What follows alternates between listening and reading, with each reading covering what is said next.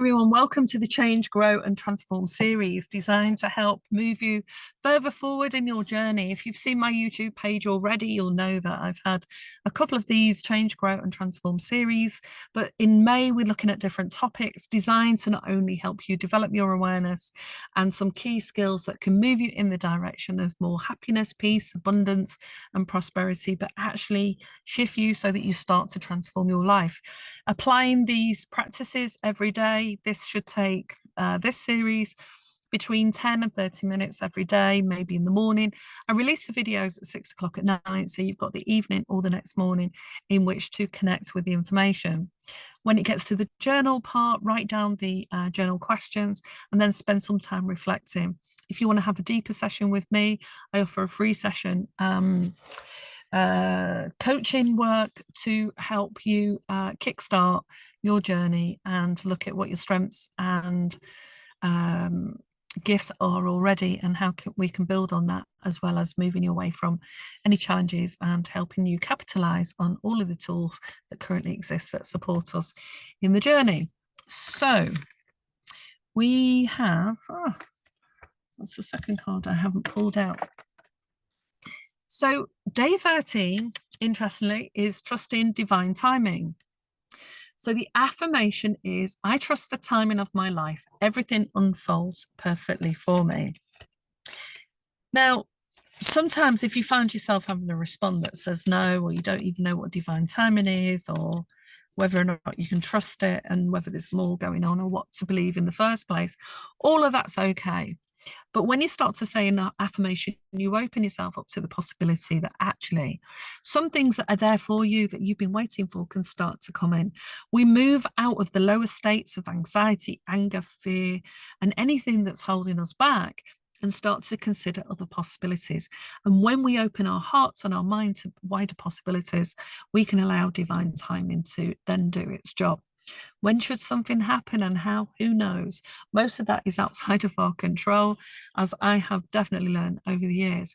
But what we can do, like what we're doing on the 30-day Change, Grow and Transform series, is apply some action every day to build up that mental muscle, that momentum, and start to change the neural pathways in your mind and get your energy and intention to focus on what can work for you instead. A lot of this is now backed by research and we know can make a big difference. So like and subscribe to my page, put some comments below, let me know the favorite topic and anything else that I haven't covered that you'd like to know more about and work on. I follow the same format in all of my Change, Grow and Transform series. So the oracle card that links with this is the Wheel of Fortune. So the Wheel of Fortune signals changes and a change of destiny unfolding. It reminds us that your life is not linear. It moves in cycles, ups and downs, and expansion and contraction. So if you think about the seasons, you know, towards the end of the year, we sort of hunker down a little bit more in the UK, in Europe. It gets a bit colder, we might spend more time indoors. And then when it gets to spring, we start approaching life, opening the doors, doing a spring clean, and those cycles move in and out every year. Sometimes things happen beyond our understanding or comprehension, but with time, we can sometimes and often see the greater wisdom in that timing. The wheel encourages you to surrender control and trust the greater forces at play. Good fortune is also possible when you stay open and adaptive. This is a reminder that what is meant for you will find you, often in ways more magical and surprising than you ever have planned.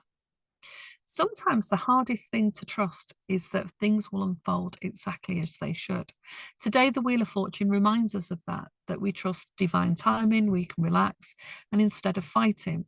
So Abraham Hicks used to talk a lot about we can either go upstream and force and push our way up a hill, a boulder up a hill, or the boat upstream, or we can start to breathe, practice mindfulness, meditation, await the insights or the inspirational people or places or emails to come to us that activate something that moves us forward.